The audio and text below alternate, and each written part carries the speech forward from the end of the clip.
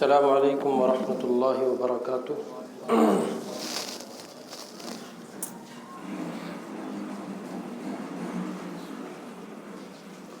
الحمد للہ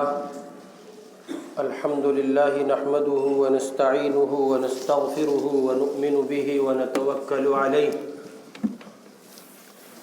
ونعوذ باللہ من شرور انفسنا ومن سیئات اعمالنا من يهده الله فلا مضل له ومن يضلله فلا هادي له ونشهد أن لا إله إلا الله وحده لا شريك له ونشهد أن سيدنا محمدا عبده ورسوله صلى الله عليه وعلى آله وأصحابه وبارك وسلم تسليما كثيرا كثيرا، أما بعد فأعوذ بالله من الشيطان الرجيم، بسم الله الرحمن الرحيم، يضع عنهم إصرهم، وقال تعالى وأنكحوا الأيام منكم والصالحين من عبادكم وإمائكم إن يكونوا فقراء يغنهم الله من فضله، وقال عليه الصلاة والسلام النکاح من سنتی فمن لم يعمل بسنتی فليس منی، او کما قال صلی اللہ علیہ وسلم۔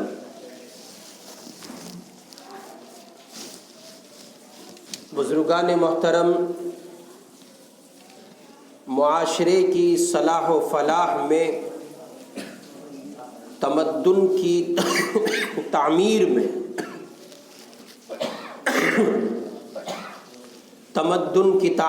میں، اور نظام عفت و عصمت میں نکاح کا جو مقام ہے یا اسے جو امتیازی درجہ حاصل ہے وہ کسی سے چھپا ہوا نہیں ہے۔ اسلام سے پہلے دنیا پر ایسے فکر و نظر کی حکمرانی تھی،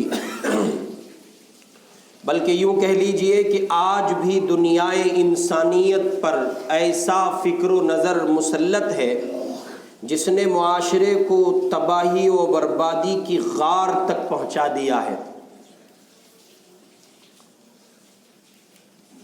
اسی لیے کہا گیا، اے لوگو، اگر خدا کا تقرب، اس کی رضا و خوشنودی چاہتے ہو تو علائق دنیا سے الگ رہو، دنیا سے یکسر منہ موڑ لو، یہاں تک کہ نکاح بھی نہ کرو۔ یہ اسلام سے قبل پائی جانے والی اس فکر کا حصہ ہے اور اس نظریے کا حصہ ہے جس کو مذہب اسلام نے یکسر ختم کیا ہے۔ رشتہ ازدواج میں منسلک ہونا ان کے نزدیک بہت بڑا گناہ تھا، رہبانیت کی تصویر ہے یہ۔ عیسائیوں میں رہبانیت اور ہندوؤں میں دیوداسیت کا کلچر اسی تصور کے ماتحت وجود میں آیا۔ عریانیت اور فحاشی شیوا بنا، عبادت گاہوں کا تقدس پامال ہوا۔ چنانچہ اگر اس کی تفصیل ہمیں دیکھنی ہے اور اس سلسلے میں ڈیپلی جا کر آپ کچھ پڑھنا چاہتے ہیں تو لیکھی کی اخلاقی یورپ نامی کتاب دیکھی جا سکتی ہے۔ مذہب اسلام نے ہر اس تصور کا، ہر اس نظریے کا خاتمہ کیا ہے جو نظریہ انسانی فطرت سے ٹکراتا ہے۔ مذہب اسلام نے ہر اس فکر کو پاؤں تلے روند ڈالا ہے جو انسانی فطرت کو داغدار کرتی ہے اور جو معاشرے کے لیے کسی بھی عنوان سے تباہی کا سبب بنتی ہے۔ چنانچہ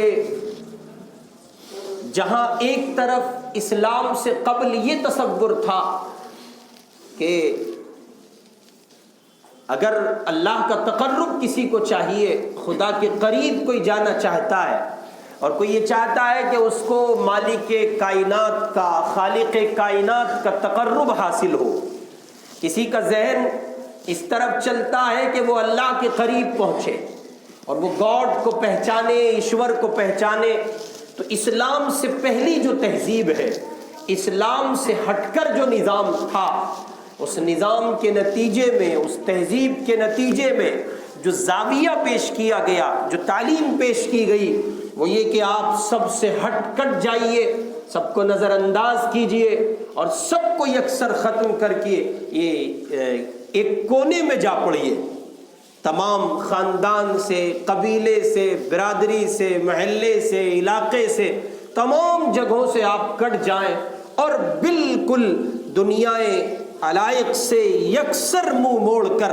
آپ رہبانیت اختیار کر لیں یا دیوداسیت اختیار کر لیں، ایک طرف ہو جائیں، تو اب جب آپ سب سے کٹیں گے تب آپ کو خدا کا تقرب ملے گا۔ یہ تصور تھا اسلام سے پہلے، یہ تہذیب تھی اسلام کے مخالف، اس رہبانیت کو، اس اسلام کے خلاف نظام کو رسول اکرم صلی اللہ علیہ وسلم کی آمد پر پورے طور پر یکسر مٹا دیا گیا، اور حضور اکرم صلی اللہ علیہ وسلم نے آ کر جو نظام برپا کیا ہے، حضور نے پہلے لمحات میں یہ اعلان فرمایا، النکاح من سنتی، نکاح میری سنت ہے۔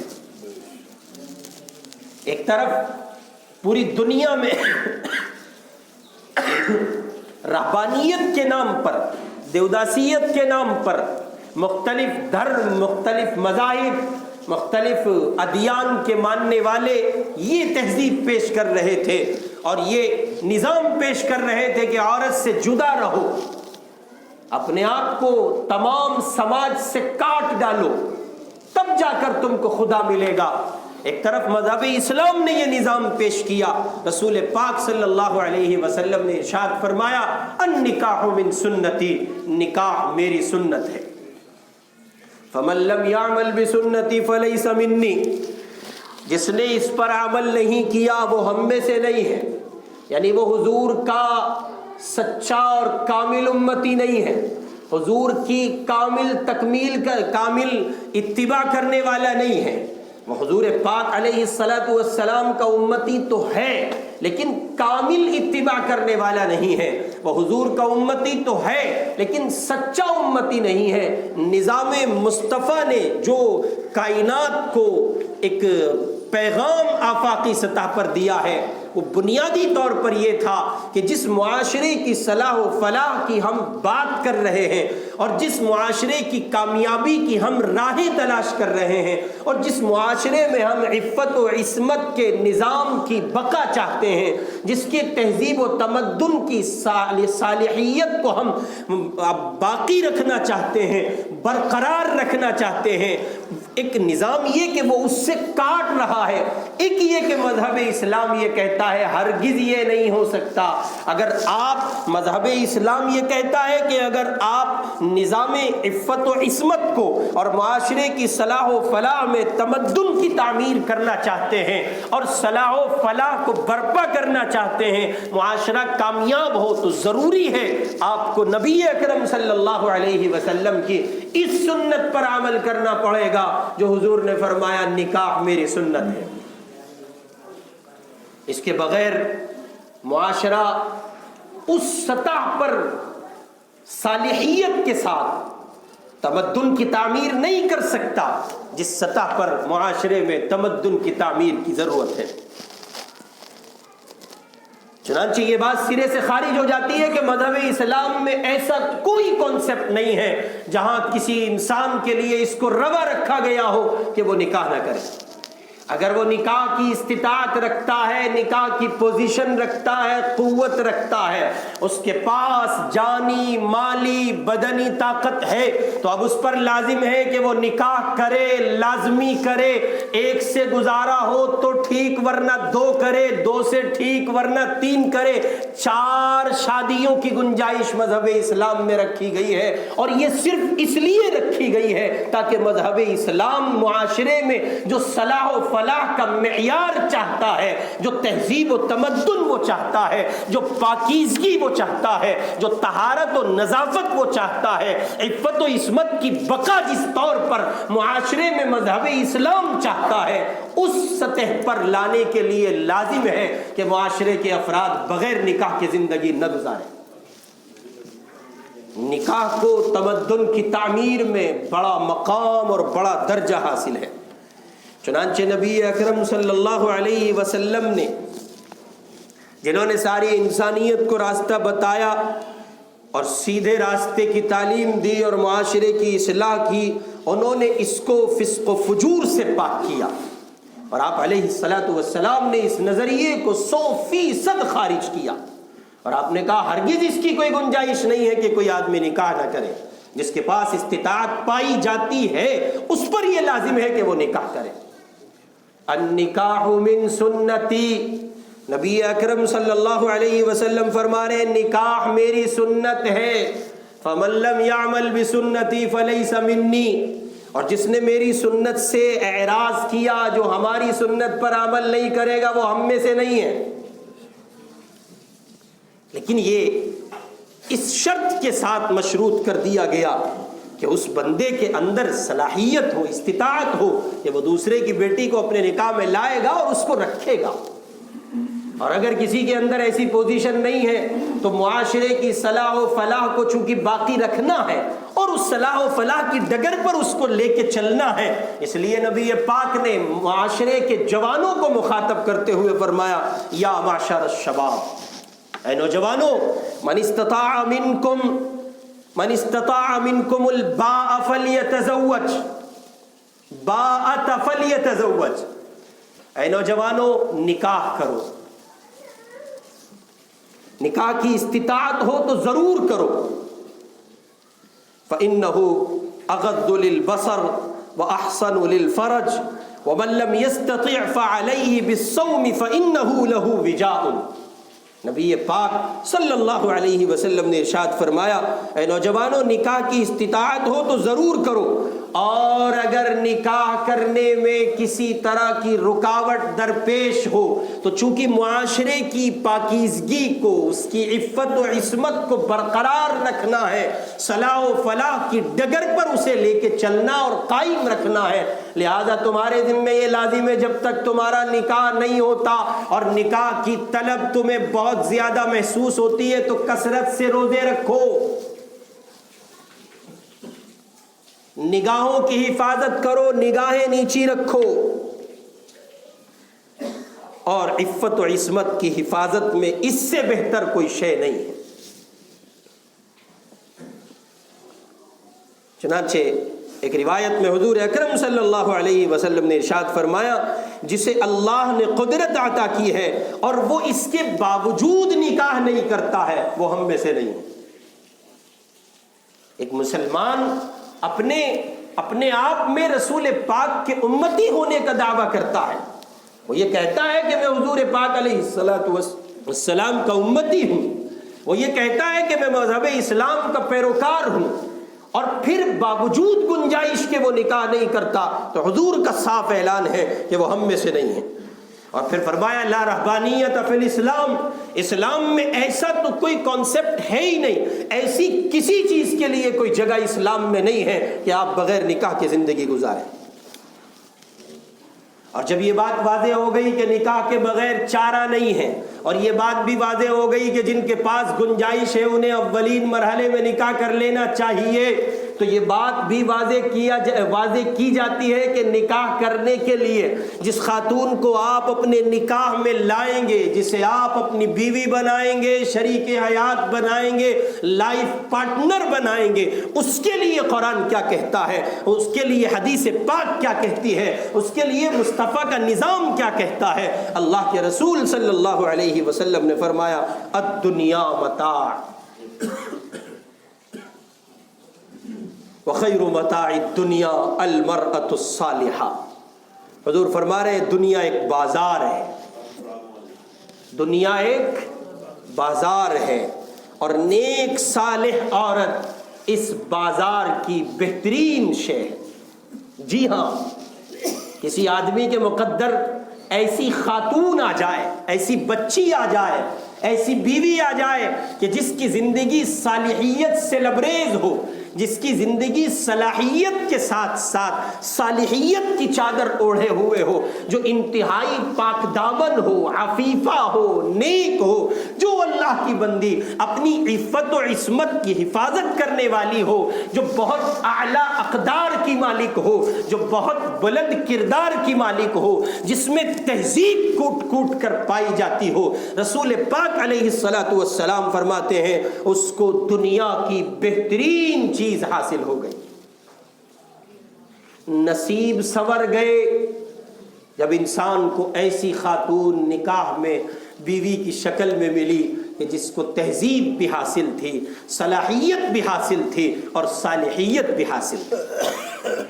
ابن عباس رضی اللہ تعالی عنہما نے سعید بن جبیر کو ترغیب نکاح دیتے ہوئے فرمایا نکاح میں تاخیر مت کرو، اس لیے کہ اس امت میں سب سے افضل و اعلیٰ حضور اکرم صلی اللہ علیہ وسلم ہیں، اور ان کی بیویوں کی تعداد سب سے زیادہ ہے۔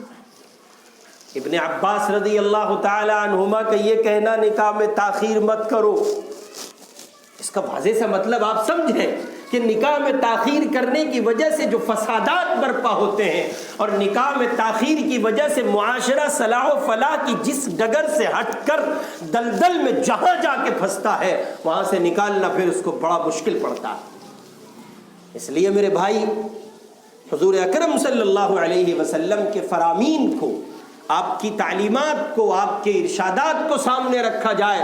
حضور نے فرمایا 3 چیزوں میں تاخیر نہیں کرنی چاہیے۔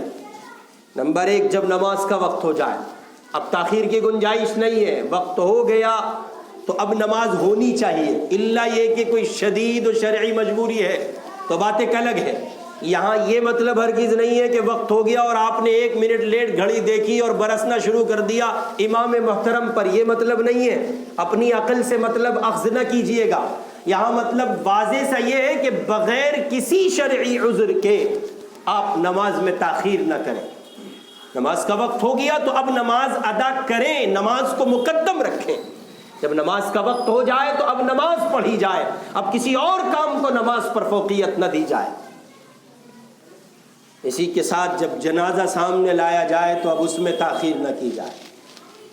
کسی کا انتقال ہو گیا، غسل ہو گیا، کفنا دیا گیا، اب سب سے پہلا مرحلہ یہ ہے کہ عجلت کا سامان فراہم کیا جائے بہت جلد۔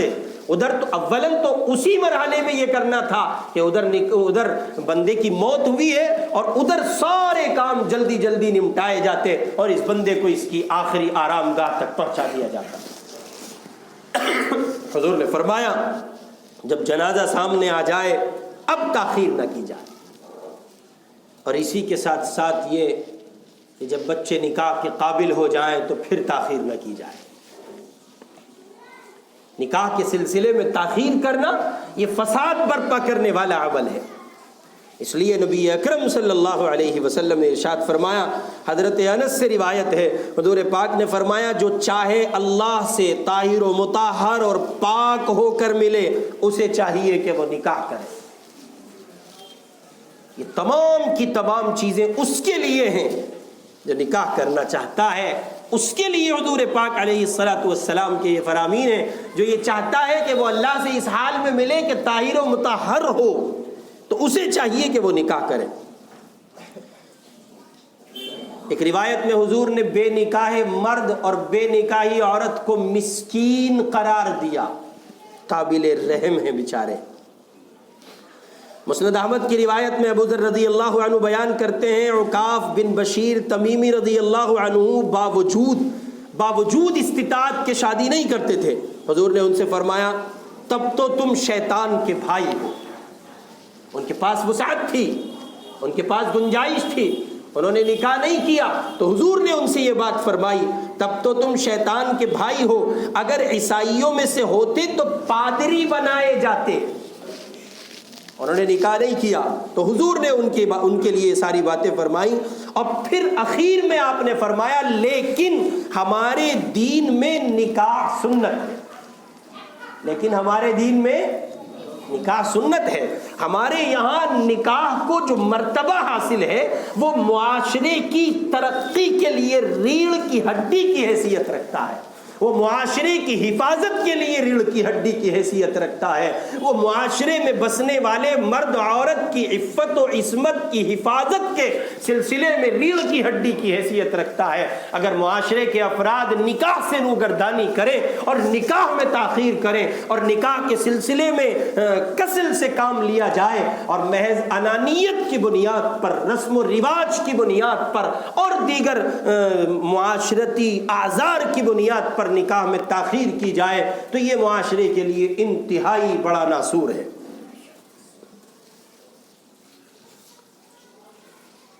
چنانچہ نبی پاک صلی اللہ علیہ وسلم نے، حضرت انس فرماتے ہیں کہ حضور نے نکاح کی ترغیب دیتے ہوئے ارشاد فرمایا من تزوج فقد استکمل نصف الایمان۔ اس آدمی نے شادی کر لی، جس بندے نے نکاح کر لیا اس نے اپنے آدھے ایمان کو مکمل کر لیا ہے، اور اب بقیہ آدھے ایمان کے سلسلے میں وہ اللہ سے ڈر کر زندگی بسر کرتا ہے، اپنے بقیہ آدھے ایمان کی حفاظت، اس کی بڑھوتری کے سلسلے میں وہ دن رات جہد مسلسل میں لگا رہے۔ آدھا ایمان اس کا نکاح کی برکت سے اللہ رب العزت نے مکمل فرما دیا ہے۔ اس لیے بنیادی طور پر یہ بات سمجھ لینی چاہیے کہ نکاح میں تاخیر نہ کی جائے۔ سب سے پہلی بات تو یہ کہ نکاح نہ کرنے کی کوئی گنجائش استطاعت والے بندے کے لیے شریعت اسلامی میں نہیں ہے۔ مذہب اسلام میں ایسے لوگوں کے لیے کوئی جگہ نہیں ہے جو ہر نوع کی استطاعت اپنے اندر رکھتے ہیں، رشتے کا تحفظ کر سکتے ہیں، کسی کی بیٹی کو شریک حیات کی حیثیت سے اپنے نکاح میں رکھ کر باقی رکھ سکتے ہیں۔ ان اللہ کے بندوں کے لیے اس کی کوئی گنجائش کسی صورت نہیں ہے، اور کسی صورت اس کو روا نہیں رکھا گیا ہے کہ وہ اللہ کے بندے نکاح نہ کریں۔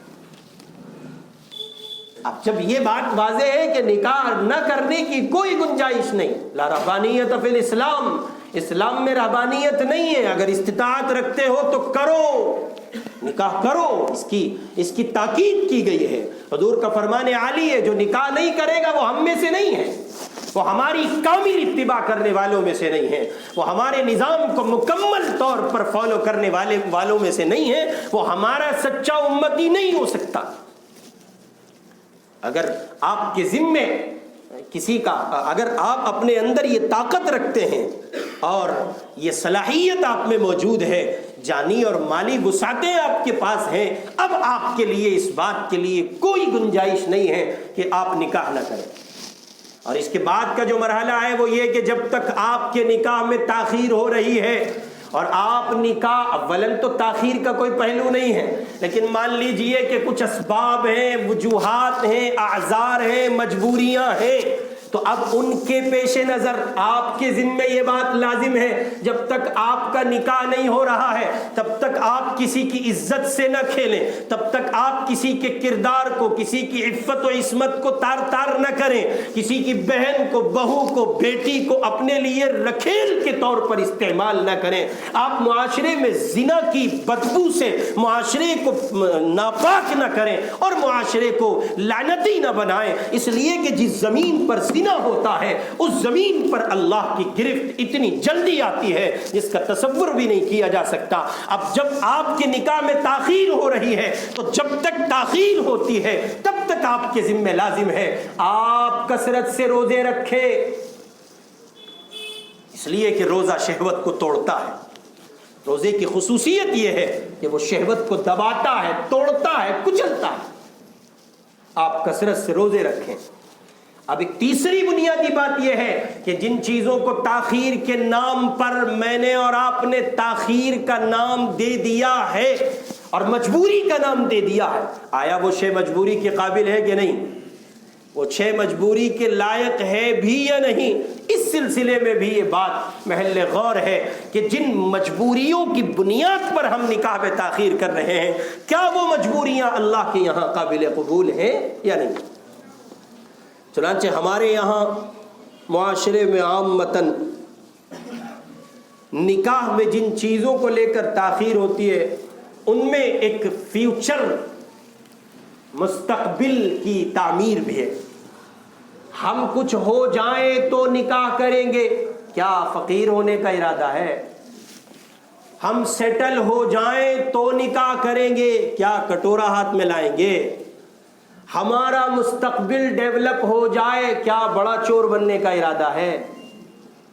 نکاح کے لیے کون سی سیٹلمنٹ کی بات کر رہے ہیں آپ؟ کیا چاہتے ہیں کہ آپ کو بھی ملک میں چوروں کی طرح اور ملک کے اچکوں کی طرح خزانوں پر آپ کو بٹھلا دیا جائے اور گدی اور براجمان آپ کو کر دیا جائے تاکہ آپ خزانوں کے خزانے خالی کر دیں، تب آپ نکاح کریں گے؟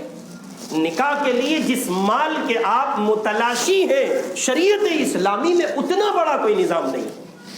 آپ اپنی استطاعت میں، اپنی قدرت میں، اپنی بیوی کی ضروریات کا اپنی آمد کے دائرے میں رہ کر آپ اس کا تکفل، اس کی کفالت کر سکیں، اس کو برداشت کر سکیں، بس ہو گیا۔ یہ تو کوئی بات ہی نہیں ہوئی کہ ملازمت کے انتظار میں نکاح میں تاخیر ہو رہی ہے۔ پڑھ لیا تھا، پہلے تو پڑھائی کے نام پر نکاح میں تاخیر کی گئی، صاحب فلاں فلاں اور فلاں کر رہے ہیں، صاحب ڈاکٹر بن رہے ہیں، صاحب وکیل بن رہے ہیں، صاحب جناب والا کہیے کہ گریجویشن کر رہے ہیں، پوسٹ گریجویشن کر رہے ہیں۔ پہلے اس نام پر تاخیر کی گئی اور پھر اس نام پر تاخیر کی گئی کہ اب یہ اس مقام تک تو پہنچیں کہ انہوں نے اتنا پڑھا ہے تو ان کو ان کے معیار کی لڑکی ملے، اور پھر ان کے معیار کے مطابق ان کو ایک جگہ مل جائے، ایک ملازمت مل جائے، ایک نوکری مل جائے جس کی سیلری تقریباً 50 سے لاکھ کے بیچ ہو تاکہ انجوائے کرنے میں زندگی کو مزہ آ سکے۔ پتہ چلا نہ 9 من تیل ہوگا اور نہ، چنانچہ یہ ایسے ہے نا، یہ بیچارے فائلیں بغل میں دبائے آفیسز کے چکر لگاتے ہیں، دھکے کھاتے ہیں، نوکری سے بھی جاتے ہیں اور چھوکری سے بھی کہیں کے نہیں رہتے۔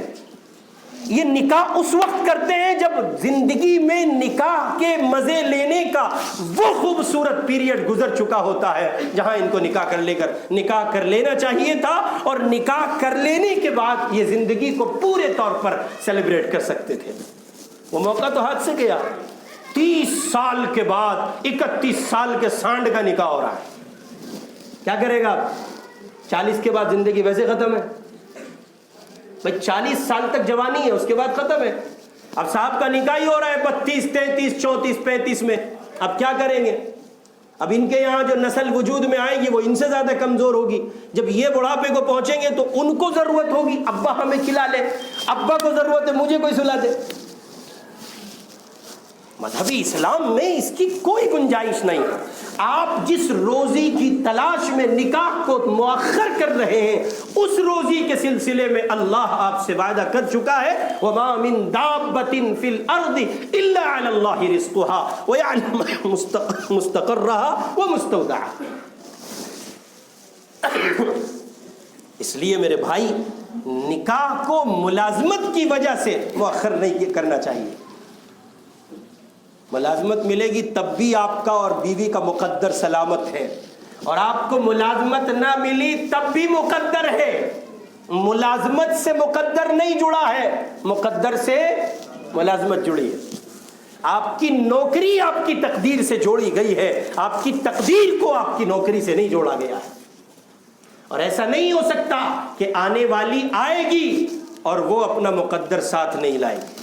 اس کی اپنی ایک تقدیر ہے جو اللہ رب العزت نے لکھی ہے، اس کو ضرور بھی ضرور اللہ کی طرف سے روزی عطا ہوگی۔ پھر اسی کے ساتھ ساتھ یہ کہ نکاح مال و اسباب میں برکت کا ذریعہ ہے۔ جس نکاح کو لے کر ہم پہلے سے پریشان گھوم رہے ہیں کہ یہ نکاح کی منزل کو، اس کے درجات کو ہم تب طے کریں گے، اس وقت ہم اس دنیا میں قدم رکھیں گے جب ہمارے پاس مال ہوگا، جب ہم اپنا مستقبل تعمیر کر لیں گے، فیوچر ڈیولپ کر لیں گے، تب ہم نکاح کریں گے۔ میرے بھائی، نکاح خود فیوچر کے ڈیولپمنٹ کا ذریعہ ہے۔ نکاح کے کر لینے سے اللہ رب العزت کے یہاں روزی میں وسعتیں کر دی جاتی ہیں، برکات ڈال دی جاتی ہیں، اور بندے کے لیے ترقی کی راہیں ہموار کر دی جاتی ہیں، اس لیے کہ پہلے صرف آپ کا مقدر ہے، پہلے صرف آپ کی ذات ہے۔ اب یہ خاتون جس کو آپ شریک حیات کی حیثیت سے اپنے نکاح میں جمع کر رہے ہیں، اب اس اللہ کی بندی کا مقدر بھی آپ سے جڑ گیا ہے۔ آج سے پہلے آپ کو اکہری روزی ملتی تھی، اور آج کے بعد آپ کو دوہری روزی اللہ کی طرف سے عطا ہوگی۔ تو نکاح تو اپنے آپ میں خود کہیے کہ اسباب برکات میں سے ایک سبب ہے، مال و دولت کی آمد کا ذریعہ ہے۔ چنانچہ قرآن نے کہا وَأَنكِحُوا الْأَيَامَ مِنكُمْ وَالصَّالِحِينَ مِنْ عِبَادِكُمْ وَإِمَائِكُمْ إِن يَكُونُوا فُقَرَاءَ يُغْنِهِمُ اللَّهُ مِنْ فَضْلِهِ۔ غیر شادی شدہ مرد عورت کی شادی کرا دو، اگر وہ فقیر و محتاج ہوں گے تو اللہ ان کو اپنے فضل سے مالدار کر دے گا۔ یغنیہم اللہ من فضلی، جو کنوارے ہیں، جو دھکے کھاتے پھر رہے ہیں، یا جن کی بیویاں طلاق لے کر علیحدہ ہو گئی ہیں، یا جن کی بڑھیا مر چکی ہیں، یا جن کی جوان مر چکی ہے، ان سے کہو وہ نکاح کرے، تاخیر نہ کرے۔ کیوں؟ اس لیے کہ اللہ اس نکاح کی برکت سے یغنیہم اللہ من فضلی، اللہ ان کو مالدار کر دے گا۔ تو یہ تو خود مال کی آمد کا ذریعہ ہوا نا۔ اسباب مال میں سے ایک سبب یہ بھی ہے، آدمی نکاح کرے، اللہ تعالیٰ اس کے لیے برکتوں کے دروازے کھول دے گا۔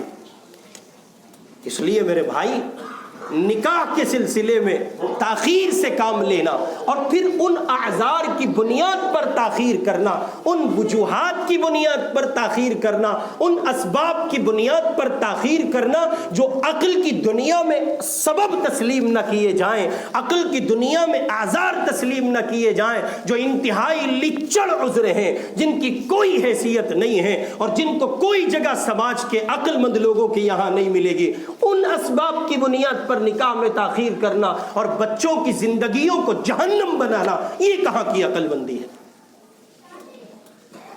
اس لیے جو غیر شادی شدہ ہیں، جو شادی کے مرحلے تک پہنچ گئے ہیں، ان کو چاہیے کہ وہ نکاح کریں، نکاح میں اجلت کریں، گھر میں کورام مچاؤ، مجبور کرو اپنے ماں باپ کو اس بات پر کہ وہ تمہارا نکاح کریں۔ توڑو ان حد بندیوں کو، کوئی گنجائش نہیں ہے اس بات کی کہ جناب والا پہلے یہ بڑا سانڈ گھر میں موجود ہے، اس کا ہوگا تو پھر اس کے بعد چوتھے پانچویں نمبر پہ تمہارا نمبر۔ اس کا مطلب تو یہ کہ وہ 40 کو پہنچے گا اور یہ 24 کو پہنچے گا، تب جا کر کے آپ نکاح کریں گے۔ اور جہاں تک تعلق ہے بچیوں کی، تو جو ماں باپ یہ دعائیاں دیتے ہیں، تمہاری جوان بہنیں بیٹھی ہیں، ان ماں باپ سے براہ راست مخاطب ہوں کہ ان ظالموں سے کہیے کہ ان بیٹیوں کا نکاح کیوں نہیں کرتے ہو، کس وجہ سے تم رکے ہوئے ہو، کون سی مجبوریاں تمہیں اس بات سے روکے ہوئے ہیں کہ یہ بچیاں دن رات اپنے مائکے میں، اپنے گھر میں ہر دن ایک موت مرتی رہیں۔ کیا اسباب ہیں، کیا وجوہات ہیں؟ کون سا شیش محل تعمیر کرنا چاہتے ہو، کون سا محل تیار کر رہے ہو، کس فرعون کو اپنا داماد بنانے کا ارادہ رکھتے ہو، کون سے قارون اور نمرود کی دولت تلاش کر رہے ہو جس بنیاد پر تم بیٹیوں کے نکاح نہیں کرتے؟ مالدار اس لیے نہیں کرتا اس کو اس کے جوڑ کا نہیں ملتا، غریب اس لیے نہیں کرتا کہ وہ شاہی اور شیش محل تلاش کر رہا ہے۔ یہ پاگل پن نہیں ہے تو اور کیا ہے، یہ بے وقوفی نہیں ہے تو اور کیا ہے، اور اس پر ایسے اعذار اور اسباب پائے جاتے ہیں۔ علمان الحفیظ۔ اس لیے ملازمتوں کے چکر میں آ کر نکاح میں تاخیر مت کیجئے، ان بنیادوں پر نکاح کو مؤخر مت کیجئے کہ صاحب ملازمت نہیں ہے، آپ کے پاس نوکری نہیں ہے، آپ کے پاس کاروبار نہیں ہے، آپ کے پاس ذریعہ معاش نہیں ہے۔ جی ہاں، ذریعہ معاش کی تلاش میں لگے رہیے، نوکری کے سلسلے میں جہد مسلسل کرتے رہیے، مگر اس سب کے باوجود آپ نکاح کر لیجئے۔ اور جن چیزوں کو بنیاد شریعت اسلامی نے نکاح کے سلسلے میں بنایا ہے، میں اور آپ بھی انہی کو بنیاد بنائیں۔ ان چیزوں کو بنیاد بنانے سے میں سمجھتا ہوں کہ کوئی نفع نہیں ہو سکتا کہ جو چیزیں شریعت اسلامی نے بنیاد نہ بنائی۔ شریعت اسلامی نے نکاح میں لڑکے اور لڑکی کے انتخاب کے لیے جن چیزوں کو اپنے یہاں جگہ دی ہے، انہی چیزوں کو مجھے اور آپ کو جگہ دینی چاہیے۔ تنکح المرأة لأربع لمالها ولحسبها ولجمالها ولدينها فاظفر بذات الدين تربت يداك۔ حضور اکرم صلی اللہ علیہ وسلم کا فرمان عالی ہے، کسی عورت سے شادی کبھی اس کے مال کی وجہ سے، حسب و نسب کی وجہ سے، حسن و جمال کی وجہ سے، اور کبھی اس کی دینداری کی وجہ سے کی جاتی ہے۔ حضور نے فرمایا تم اس کی دینداری کو دیکھو، اسلام میں دین کے سوا جمال اور مال اور حسب و نسب یہ سب کے سب ثانوی درجے کی چیزیں ہیں، اول ترین درجے کی جو چیز ہے وہ دین ہے۔ اولاً تو اس کی کوئی گنجائش نہیں ہے کہ آپ ملازمت کی بنیاد پر نکاح کو مؤخر کریں، آپ فیوچر کے ڈیولپمنٹ کو لے کر نکاح کو مؤخر کریں۔ آپ اس لیے مؤخر کریں کہ آپ کے گٹھ جوڑ کے رشتہ دار آپ کو نہیں مل رہے ہیں۔ اور پھر کون سا گٹھ جوڑ؟ رشتہ آیا اور کسی کی بیٹی آپ نے دیکھی اور کسی نے آپ کا بیٹا دیکھا، اور پھر آپ نے انتہائی سڑا ہوا بھسا ہوا منہ بنا کر کے کہا یہ ہمارے معیار کے لوگ نہیں ہیں، دکھ رہا ہے کتنا بڑا ڈھکن ہے تو اور کتنا تیرا معیار ہوگا۔ عجیب پاگل انسان ہے جو آدمی دوسروں کو حقیر سمجھتا، اس کمبخت کا، اس نالائق کا کوئی معیار ہو سکتا ہے؟ انتہائی کم عقل ہے وہ انسان۔ اور کس خاندانی وجاہت اور پس منظر کی بات کرتے ہیں؟ ہمارے پورو جیسے تھے، ڈوب کے مر جاؤ، تم کیا ہو یہ ثابت کرو۔ میرا باپ کیا تھا، تیرا باپ؟ عجیب فالتو کی چیزیں لیے گھوم رہے معاشرے میں۔ ہمارے دادا، ہاں تیرا دادا تھا نا، بس فی الحال کی بات کر، موجودہ ٹائم کی بات کر۔ دادا والے دھکے کھاتے پھر رہے، کانگریس کی دیکھو کیسی مٹی پلیت کی ہوئی اللہ نے اس ملک میں۔ 60 سال حکومت کی ہے، کیا ہوا؟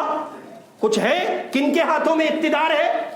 میاں چھوڑیے ان باتوں کو، کچھ نہیں رکھا ہے ان باتوں میں، یہ فضول کی باتیں ہیں۔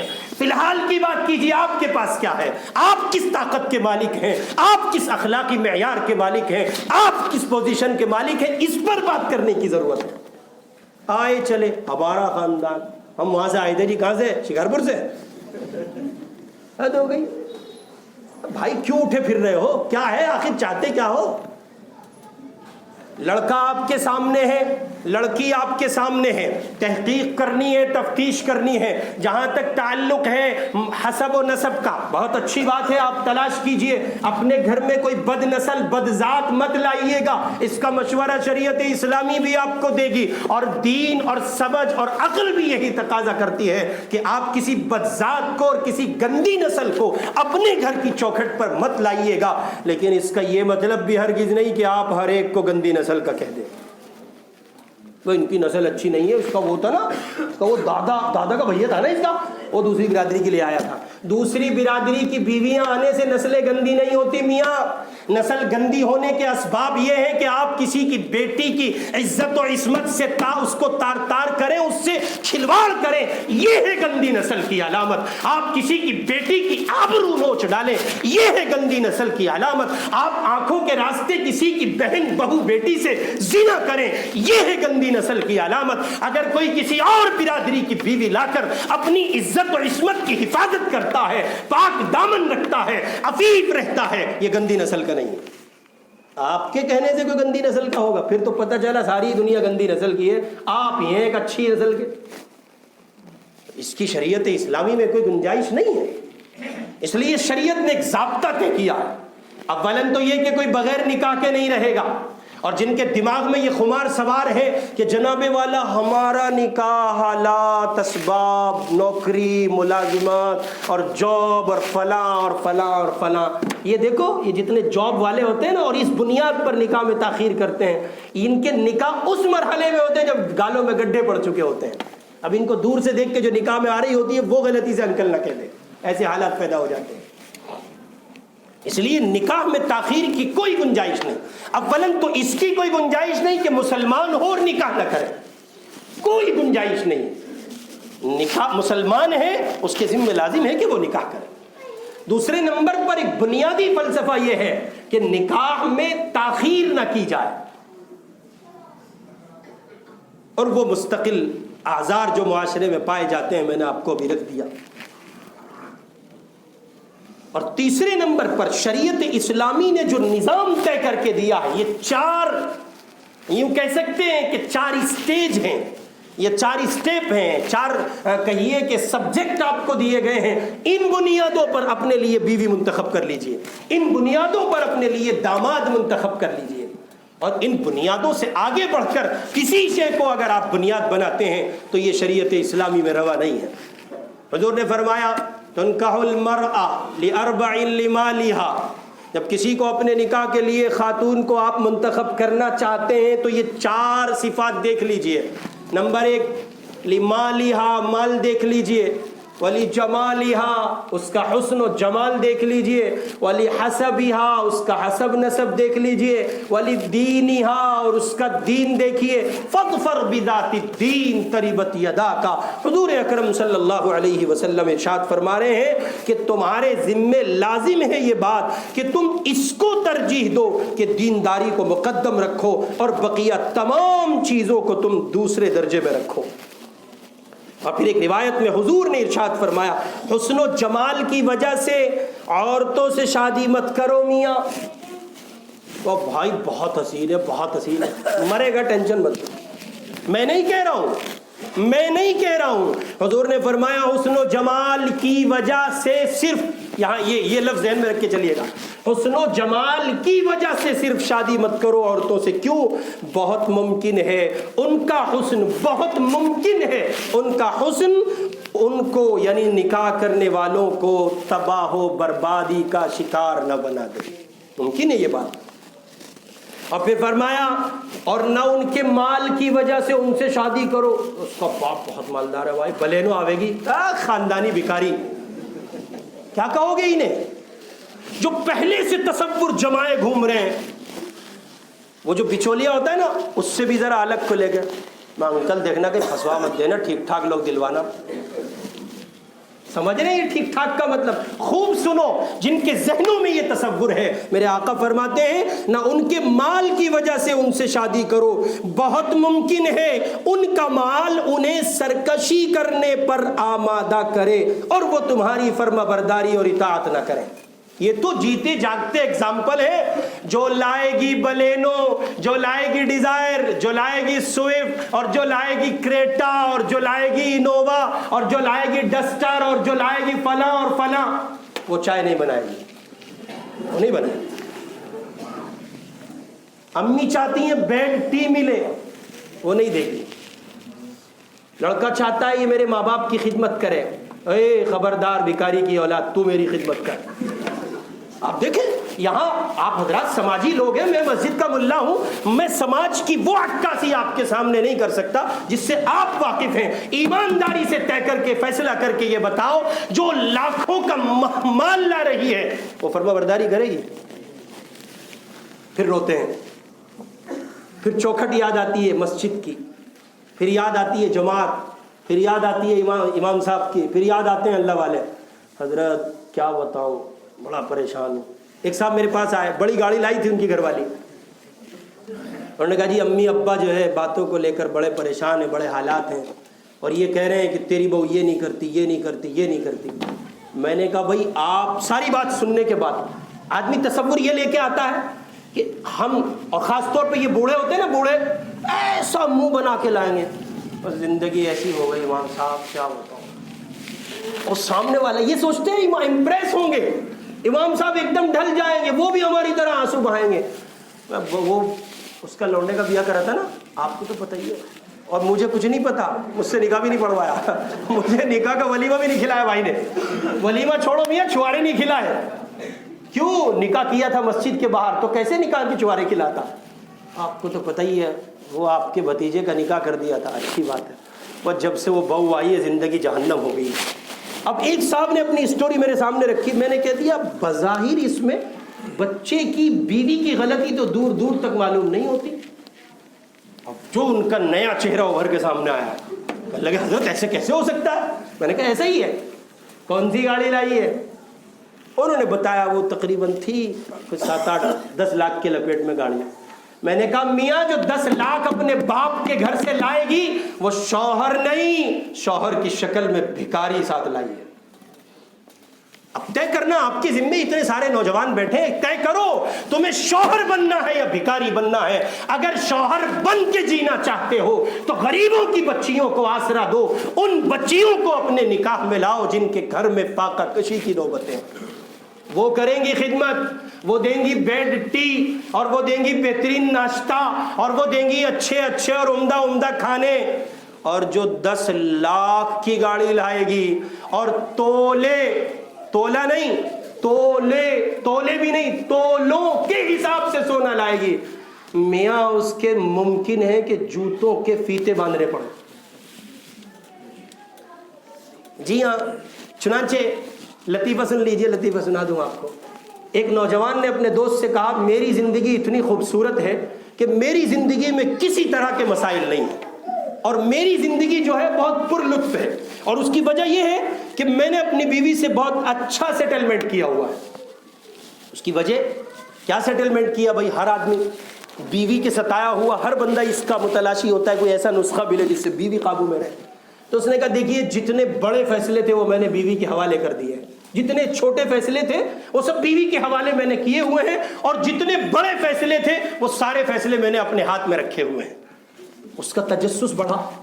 اس نے کہا میاں وہ چھوٹے فیصلے جن کی وجہ سے آپ کا گھر جنت کا گہوارہ بنا ہوا ہے، اور وہ بڑے فیصلے جو آپ نے اپنے ہاتھ میں لے رکھے ہیں اور کسی طرح کی دشواری نہیں، میں ذرا سننا چاہوں گا. اس نے کہا سنیے میاں، جتنے چھوٹے فیصلے تھے آج گھر میں کیا بنے گا یہ بیوی طے کرے گی. میری سیلری آئے گی تو وہ کہاں خرچ ہوگی یہ بیوی طے کرے گی. میری بیوی گھر کب کس دن کس وقت جائے گی یہ بیوی طے کرے گی. کس شادی میں ہم شرکت کریں گے کس میں نہیں کریں گے یہ بیوی طے کرے گی. سنڈے کو کہاں جانا ہے کہاں نہیں جانا ہے یہ بیوی طے کرے گی. اور اس کے سوا مجھے ماں باپ کے ساتھ رہنا ہے یا الگ رہنا ہے یہ بھی ایک چھوٹا سا فیصلہ ہے، بیوی طے کرے گی. اور گھریلو امور میں بہت سے کام ہیں جن کو میری بیوی ڈیل کرتی ہے. کچھ بڑے فیصلے ہیں، امریکہ کی عراق سے جنگ ہوگی کہ نہیں ہوگی، ایران امریکہ سے بھیڑے گا کہ نہیں بھیڑے گا، کویت میں ابھی تیل اور کتنا باقی ہے،